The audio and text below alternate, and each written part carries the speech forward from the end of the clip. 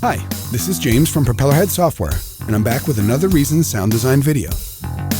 Last time, Matthias showed us how we could build a guitar amp combinator, and since I play bass, I thought it would be useful to show you how you could also create a bass amp combinator.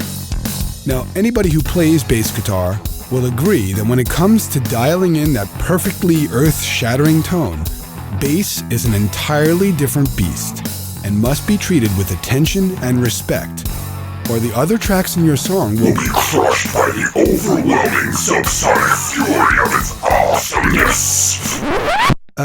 Sorry about that. Had a moment. Okay. First, let's create an audio track, and I'm going to switch the input on my balance to guitar. I want to have the flexibility of tweaking both the upper and lower frequencies of my bass individually. Now to do this, I'm going to create an EQ first, a stereo imager to use as a crossover, a couple of compressors while holding down the shift key so they do not automatically get routed, a 6x2 line mixer, and then connect them all up like this.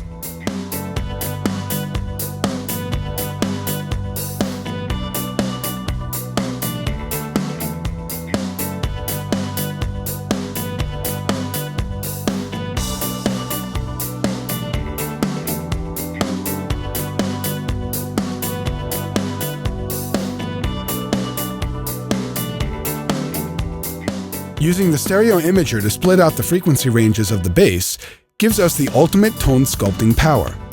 To do the split, solo one of the bands by clicking on the solo button here, and use the separate outputs on the back of the rack to get the output of the band which you did not solo on the front panel. You use this selector switch to decide which band is coming out.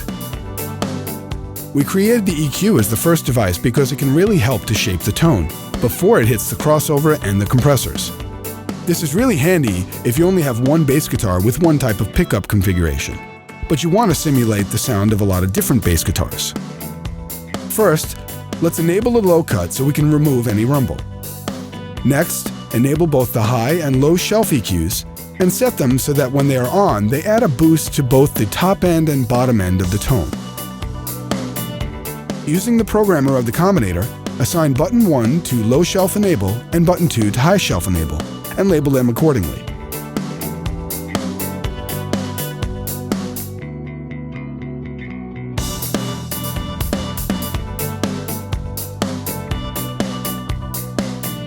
Now we will use both parametric EQs and dial in some settings so that the EQs do not overlap, but allow us to shape the lower mid and upper mid frequencies.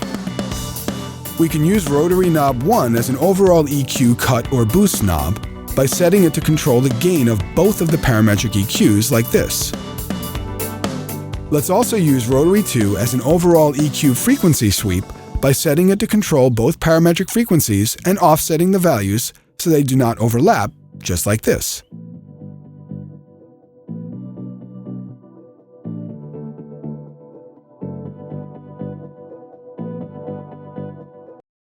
Tweak the settings of each of the compressors so that the low tones are even and the high tones are not lost in the mix. As with last week, it's best to use your ears here. Just dial in some settings that can squash the sound a bit and pay a little extra attention to low frequencies. Well, this is already starting to sound pretty good, but let's take it a bit further and give it that extra little edge by creating a line 6 bass amp just after the bottom compressor, dialing in a flip-top setting for both the amp and cabinet, and tweaking the amp drive and EQ controls so that we are mainly hearing the sound of the amp and the cabinet simulation.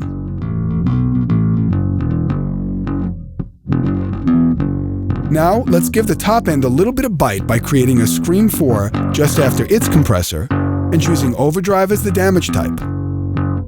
We'll dial in some settings for the damage control, tone, and presence, and tweak the EQ cut or boost to make that gritty top end come through in the mix. We of course could now assign the rotary knobs or buttons of the combinator to give us control of both the amp for the bottom and the distortion for the top, kind of like this. I think we're almost there, but it just needs that little something extra. I think I'll put a pulverizer just after the 6x2 mixer, and that should do the trick.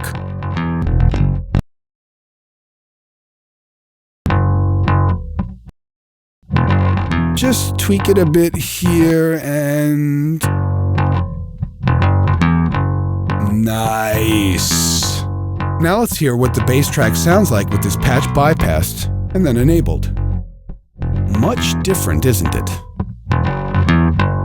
Of course, I've created this patch and made it available for you to download so you can have a play with it and maybe come up with your own twist on it. You can get the patch from this link. Give this patch a try the next time you're working on a bass part, whether you're recording an instrument or even processing a bass sound that could be coming from one of the synths or samplers. If you have any questions on how I set things up, or have some new ideas on how to tweak this patch a bit further, please send me your Reason song file with your patch to productspecialist@propellerheads.sc. Thanks again for watching, and I'll see you soon with yet another Reason sound design video. Bye.